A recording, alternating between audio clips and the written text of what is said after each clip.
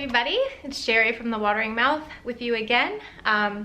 Actually, pregnant Cheri from The Watering Mouth with Dr. Fuhrman. Hello, Dr. Fuhrman. All right, great to be here. Great to be talking to you today. Yes, thank you so much for doing an interview with us for the Watering Mouth YouTube channel. This is the first time I've got to interview him on my channel, so this is a very, very exciting time for me. I wanted to talk to Dr. Fuhrman. You know, I always catch him in Vegas because I live in Vegas, and he comes in town for the Health, Healing, and Happiness Expo. So he spoke today. It was very interesting. First, start out, Dr. Fuhrman, with what do you do? What's the Nutritarian diet a little bit? Just give people sort of an overview in case they're a beginner. Sure. Well, I've spent my life defining and refining what a Nutritarian diet is to give people the opportunity to push the envelope of human longevity. In other words, what's the way to eat that could really prevent people from getting cancer like breast cancer, colon cancer, and prostate cancer?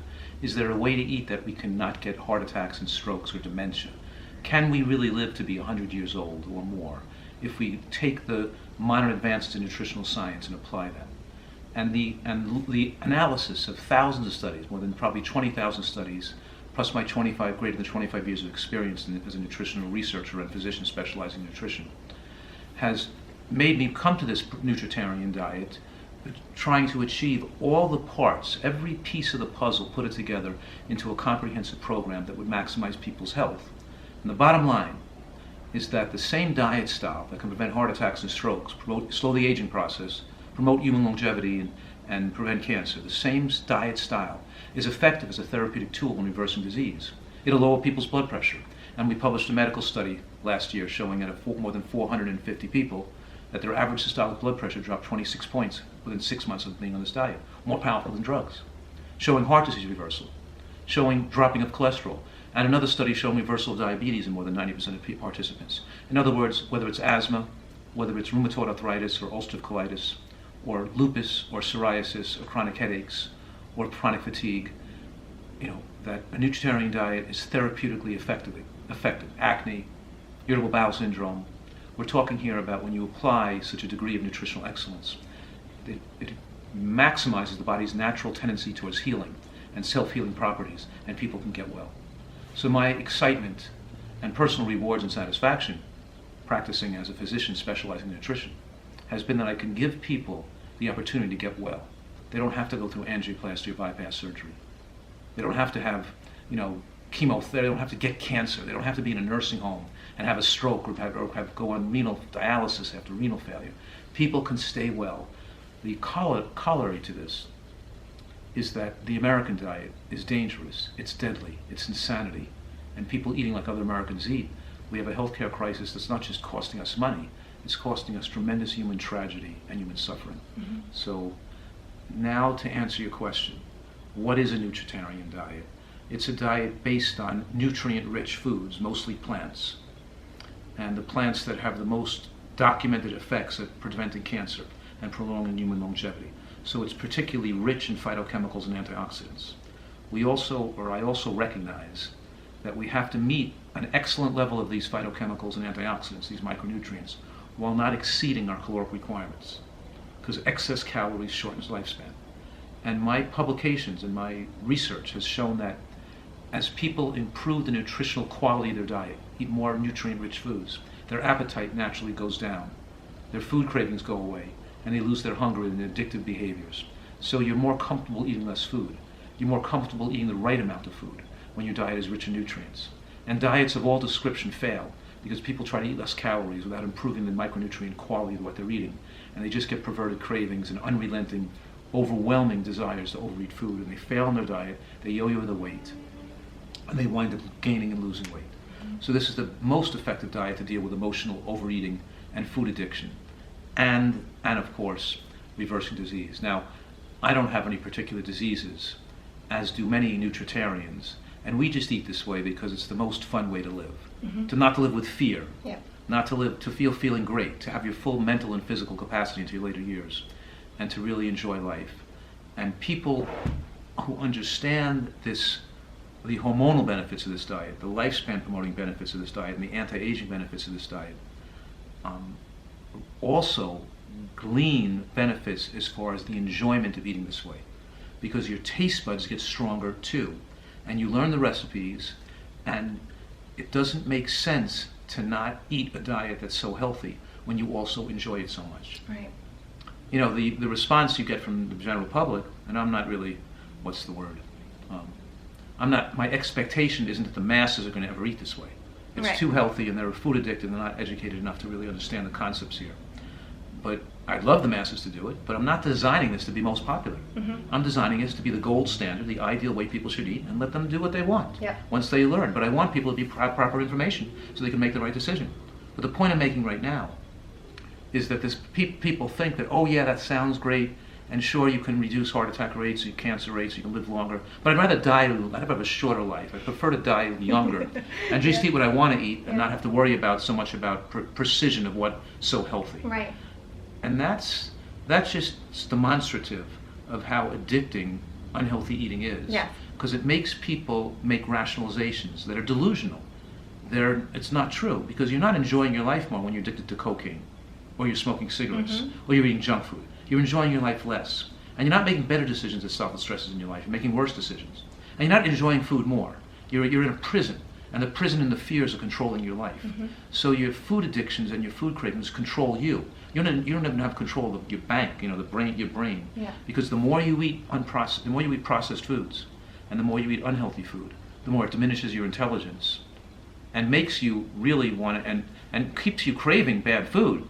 But of course, it takes away your freedom to choose, because you can't, you don't feel well unless you constantly eat those foods. You can't think straight unless you're constantly driven to the dopamine stimulation of the brain, and it's controlling behavior. Yeah. And your life isn't happier. It's much more miserable. Wow. Those are some fantastic points. To hear it straight from Dr. Fuhrman, I think, is super important, because the way that he puts it, and I mean, I've heard him speak several times in several different places. It's always the same message on Dr. Oz. It's the same message if I hear him in Florida, if I hear him here in Vegas. It's always the same thing. If you read the book Eat to Live, that's the one that he's most famous for. That's the place to start. If you have never approached the Nutritarian lifestyle before, you don't understand sort of how it works, I suggest starting with Eat to Live. By the way, every book that I mention, or everything, sort of the products I mention, things like that, I'm going to put links for all that down below in the description, so you guys can check those out yourself and see if it's something that might work for you if you're interested. So the points I don't really recommend starting with Eat to Live. No? It depends on where they're at. Okay. I have a lot of books, but some books I write for this type of person, some books I write for another type of person. I have newer books, so a person really is floundering and knows they should eat a healthy diet, but they're floundering. They can't stick with it. They have emotional overeating, and they have addictive eating. I recommend they start with the end of dieting. Yeah. It gives them more comprehensive dealing with their emotional problems and eating problems. If they have diabetes, the end of diabetes. If they want to know more about the immunity and lifespan enhancing effects, super immunity. Eat to Live is a great starter book, but a person who's really basic wants to get into this, a good basic book for a person to learn the basics and move in a little more gradually is Eat for Health. Eat for Health, yeah. Because Eat to Live is designed for people with a metabolic hindrance for weight loss, who want to lose weight or have trouble losing weight. Yeah, it's more weight loss It's more weight loss focused. Right. So Eat for Health might be a general population who's not quite as weight loss focused. But either Eat for Health or Eat for Live are choices. But I really want people to start with a book that's best for them. You know what I mean? The right book for them, because it can make a difference sometimes. Yeah. That's a great point. Over my Nutritarian journey, I've been doing this for almost 4 years now, and I've read all the books, and so it's been very helpful to me to sort of see things from a different angle. I know friends that have heart disease, friends that have diabetes, friends that are doing it just for weight loss. So that's an excellent point. I'm glad you said that. So I'll link all the books down below so you can get there and check those out. Yeah. So that's sort of your little basic overview there of what Nutritarianism is and sort of how you can approach it to start. I have a lot more information, little tidbits, 7 to 10 minute videos. I've done them for a few years now, just little tips about salt or cholesterol or different things that you sort of want to understand and know about when it comes to the Nutritarian diet. It makes it a little bit easier, I think, when you have the information in your head to make the choices and do the right things when it comes to sticking with the lifestyle. So if you want to check out my other videos, you can do that. I want to talk a little bit with you about sort of the challenges that people face. We sort of already touched on that a bit, about how you're coming into it, where you're coming from, what's the hardest thing for you.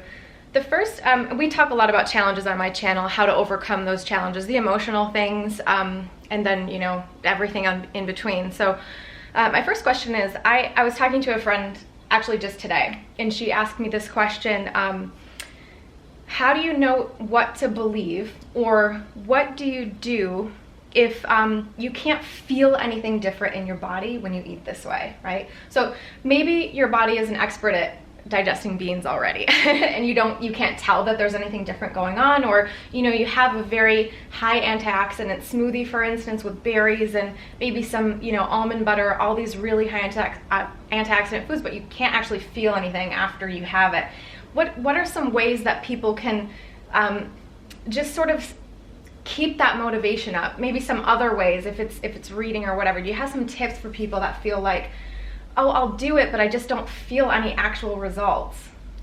Well, first of all, the result people generally feel when they eat this way is they feel worse. It makes them feel worse. In the beginning. In the beginning. Yeah. But some people that are a little healthier aren't going to feel that bad, or they're not eating healthy enough to feel worse. So feeling worse is getting healthier, because sometimes your body can feel fatigue when it's detoxifying. Right. And most Americans are highly toxic from the American diet. So you can get how a person feels. Listen, them to eat nothing. Tell them to just go to bed without eating dinner. Don't eat for a day. Do you feel okay, or you feel lousy? They're feeling lousy when they're not eating. So would you say that's a indication that they're not clean enough, or they're still right. toxic? They're toxic. If they're Very toxic, interesting. if they're not eating healthy enough to feel worse. Yeah. It takes time to feel better. So unfortunate, but the intense feelings of the intense ill feelings, the headaches, the fatigue, the sore throat, the irritability, that's usually gone within 2 or 3 days. And then people generally, then it takes time to feel better, of course, because you don't get better overnight. So temporarily you might feel worse. To really feel better, you have to get healthier. Yeah. And that, some people lose 15 pounds the first month. Between 10 and 15 pounds the first month for overweight people is normal. Yeah. They feel somewhat better and lighter then. But for people, it could take 50 pounds of weight loss before they really feel good, because their weight loss kind of levels off now. Yeah. They're still detoxing as they're losing lots of weight, because they're breaking down fat. And your fat supply is a garbage depot. It stores all those toxins. It stores all the toxins. So you're breaking down fat at a rapid rate. You're throwing out garbage. I'm not concerned about people. Well, I'm not concerned. I don't want people to feel lousy. But it's not miraculous going to make you feel different overnight. That takes time to earn your health, especially when you abused your health for 10 years, 30, 40 years. You all of a sudden eat a healthy smoothie and all your problems are gone. It doesn't work that way. Exactly. You don't even build up nutrients in your tissues for about 6 months of eating this way. Your nutrients take to build up in your tissues. So we're talking about good tip. Yeah. People who have chronic migraine headaches usually take about 5 or 6 weeks to feel better. And they have to stop taking the drugs, slowly wean off the drugs as well. And also, I think a lot of people, they'll try this for 7 or 10 days, maybe. They don't do the salt part. Also, they kind of do the oil part a little bit, and then they're like, why isn't this working? Right. And then they say a year later, oh, I tried the Nutritarian thing. It didn't work for me, right? But you're talking 100%. Like, you've got to jump in there and really do it to get those detoxification benefits. Right. And also, that's where you mentioned they don't know enough yet. They shouldn't be doing it. In other words, if you really learned all this information, you did your reading, if you watched the videos, if you really learned about it and all the benefits, you're going to know that, what we're talking about, what we're discussing. If you're just doing it halfway, you're eating a little healthier, okay, but, we want people to adopt a way of eating that they're going to do for the rest of their life. Right, the lifestyle. It's a permanent lifestyle for the rest of life. Why do it? Why bother this at all? Why make any changes? I'll tell you why to make changes. Because long-term studies, where people are followed for many, many years, decades, with hard endpoints of death or cancer, show that eating this way extends lifespan dramatically, and eating the conventional way shortens lifespan dramatically. Right. So we have the data, and we have data to show how protective eating these foods are. So why should you eat a salad every day? Because it's dramatically going to improve your health and your longevity. Why should you eat flax seeds? Because it's going to reduce your risk of breast cancer by about 80%. Yeah. Why should you eat mushrooms? Because it reduces the risk of breast cancer by about 70-80%, especially if you eat it with green vegetables. Yeah. And should you do it just for the week to feel better? Or do you just want it? Well, the whole purpose of doing it is not to get breast cancer. Right, exactly. Not to do it for the week. Do it's it for long term. Right. We're showing people a solid reason why they should make these changes for the rest of their life. And changes you make temporarily don't offer you no benefit. Right. It's only the changes that you stick with forever. Right. Losing weight temporarily doesn't give you a benefit. It's only if you maintain that eating that same diet and continue doing it, keeping the weight off, where you get the true benefits. Yep. So this is learning enough information so you recognize why it makes sense scientifically, intellectually, and emotionally to make these changes and to stick with them long term. It's not an instant magical fix. Yeah. Okay, so just a little point about this. Dr. Fuhrman has a product that he put out, I think it was last year, the 10 and 20, the 10 and 20 detox program. It's basically lose 10 pounds in 20 days, but it's for detoxification. You also released recently a program that's for diabetes as well. So for diabetics, it's a similar program. You know, you get all the recipes every day, tells you what to eat, and then gives you some really great tips. I actually did this last year when you guys released it. I did the 10 and 20, lost some weight, felt great. It really helped me to sort of wrap my mind around it. And you know, because I'd been doing Eat to Live for a long time, I've read all the books, I was like way into it, but having someone tell me exactly what to do, I think was that's what we did it for, because I teach you how to do things in the books, how to, for end of diabetes, how to do the program, Eat to Live, how to do the program. But people want more than how to do the program. They want hand-holding and to say, this is what you eat for breakfast on day 1, this is what you eat for lunch on day 2, this is the recipe you make and use that for 2 days, and then you buy this, and then this is what you buy in the supermarket that week, and this is what you... So I told them every little step to do. So it's like an accompanying cliff note holding your hand to the accompanies the books, you know what I mean? And so, what are you trying to say? But people like that, so it gets them in a routine of what, and it gets them, oh, this is what he means, oh, this is how we do it better. And now they know how to continue with it. The hope is that they're going to control everything. It helps them get the little more practical information. They can apply it, and I don't recommend they just do that. Because I still want them to read the book and do that. Exactly. Because if they just do that and they get results, they won't understand the reasons why they did it enough. And then they're like, what do I do when I'm done? Yeah, right, exactly. Like, so they got to do both. Yeah. You know, it's an accompaniment to the end of diabetes, or an accompaniment to the Eat to Live or Eat for Health, or you know, it's to accompany you to the end of dieting, to give you a 20-day menu plan. Because there's no 20-day menu plan in the book. Exactly. And like in Eat to Live, for instance, all of the books, you have lots of sort of meal plans, but it's like, and you'll say, okay, here's all the recipes, then here's how you put them in order, but people still need that extra. And I'm just gonna say, from my point of view, I'm that person, like, you know, and I love nutrition, I'm very interested in nutrition, so for me to say that I still struggle with it is really saying something, because I think for most of us it's a challenge of, we have so many other priorities. People have children, they have kids, they've got soccer games to go to, they've got work, they've got, you know, they just want to come home, relax, and not have to think about all that stuff. So I think doing the 10 and 20, I mean, from my perspective, it took a little while to get into it, took a lot of time to cook, but afterwards, I mean, you've made, you know, 60 new recipes, you're really into it, and you kind of have that hand holding to be able to like learn afterwards, okay, now I sort of have an idea of what to do. And you also know what you like, and you know, you don't have to make 60 new recipes. You know, you can eat leftovers for a few days. Exactly. But it's, you know, it's the combination of eating some leftovers. I'd probably eat more leftovers. And I'm not so concerned about changing what I'm eating every night. I'll eat the same thing for 3 nights straight and then change it, you know what I mean? But, let's talk about that a little bit more, actually. So for the 10, if you're interested in the 10 and 20 program, put a link for that down below so you can check that out. It's really fantastic, a great way to get started, but listen to Dr. Fuhrman, read the books too, you know, listen to the other advice. But let's talk about that a little bit, Dr. Fuhrman, because you travel a lot, right? Like, you're on the road all the time. I think we all kind of want to know, and you've been doing these really great Facebook Lives lately where you're showing how you actually make a meal at home. So you can check out his Facebook page too as well, because he has a bunch of these Facebook Lives where you can see him actually making the recipe. But for someone who travels or someone who's just very, very busy, can you give us some of your top tips or your like go-to meals when you're traveling, you know? And then the other question is, what's your, like, when you get to a new city, what's the first thing you do with food? Like, how do you look for Whole Foods? What do you do? I go straight from, I don't go to the hotel. Okay. I go straight from the airport to Whole Foods Market and get the food for the room. Okay. So I can eat. So right here, for example, I'll have some. You can look at my refrigerator. I'll have a Whole Foods salad, or I'll have. Maybe we should look at his refrigerator in a second. And I have a bag of frozen artichokes. Okay. That's defrosted in my refrigerator. All right. So I left from home. I actually grabbed a bag of frozen artichokes and frozen peas and took it with me in a plastic bag. Okay. Because it causes humidity when it defrosts on the plane. Yep. And it could make things wet. So I put it wrapped it in a plastic bag. Okay. But I'll, you know, so I'll go to the salad bar. I'll get salad and, you know, red onion or scallions and some beans and some peas and some corn and put it in a big salad bowl.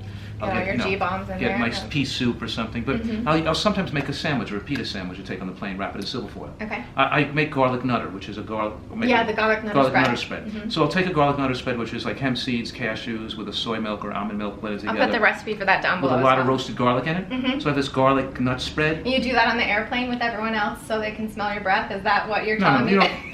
No, I take the garlic. Open it up right on the plane? No, okay. The garlic doesn't smell really. It's roasted garlic, not raw garlic. Raw garlic smells. But I have this roasted garlic spread, right? So I'll put maybe some, I'll put some basil in it and make a pesto, make it into a pesto spread. Yeah. So I'll spread the pesto on the sandwich and put in some of those sliced of tomato, some red onion, and maybe some roasted portobello that I basted with a brush of balsamic vinegar in the oven. Yeah. So I have this roasted portobello, maybe some lettuce. So I have lettuce, tomato, onion, portobello, pesto, and maybe some sliced avocado. Put it in the pita, put some silver foil around it, make one of those. I have a sandwich. I'll take some salad and Tupperware, leftover soup or salad from my refrigerator. Yeah. Put it with an apple or a banana or a little bag of fruit. Throw my I always travel with some nuts and seeds like walnuts. Okay. And you could see I could show you some things I'm traveling with. Yeah, we'll go over there in a second. My nuts and whatever I bring with me. Yep. And then sometimes I'll travel with a little bit of familiar cereal, like it's the no sugar familiar, which is like a granola, but there's no oil or salt, sugar in it. It's just plain oats and hazelnuts and raisins, and I'll buy some unsweetened soy milk or hemp milk on the road with berries for breakfast. Little breakfast, yeah. Yeah, so I'll eat relatively simple. And I enjoy going to various parts of the country and seeing, oh, what do they have in Whole Foods in this place? There's apricots, there's fresh apricots. You know every Whole Foods. Yeah, I've been to like 200 Whole Foods across the country. You only travel where there's Whole Foods. It's like, yeah. Gotcha. Like I travel a lot for PBS television. Yes. Because I have to go to the local stations to try to raise money for to do my show, because the fundraising section in between the lecture part of the show, then you have the in-between part where they're raising money for the station. They like to have me live in the studio. Okay. So I'll be traveling sometimes in 2 weeks. I'll go to 10 different cities. Oh my gosh. Every morning I'll be arriving in a different city. Yeah. I'll do the show till like 7 to 9 o'clock at night. Okay. Sleep at the airport, get an early flight, line in the new city, and go to the Whole Foods market, come back to my room. I have it down to a science. Yeah, you know what I mean? yeah. Well, that's a really great thing. I just have a question though, because you were talking about like, you take like the bag of artichokes or you take the bag of peas. What do you do with those? Do you just eat them raw out of the bag like that after they're in the fridge? Yeah. You heard it here, folks. This is what Dr. Fuhrman does. I eat raw, I defrosted. I love artichoke hearts. Defrosted artichoke Oh, hearts. I love artichoke hearts. Okay, Yeah. so that's one of his favorites. But I'll put them on my salad sometimes. Okay, But I'll yeah. just sit on the plane and be eating raw artichokes. Yeah, I'll just do that. What other things do you like to bring with you? So you do pita sandwiches. Frozen peas. Frozen peas. You like to And eat- fruit. Yep. Okay, cool. So I am going to do a part 2 of this video. I have to end it right here. So keep an eye out for the other part of the video and just check that out so you can see the rest of our interview. Let's bring the camera over and show what you have, if you don't mind. Sure. Okay.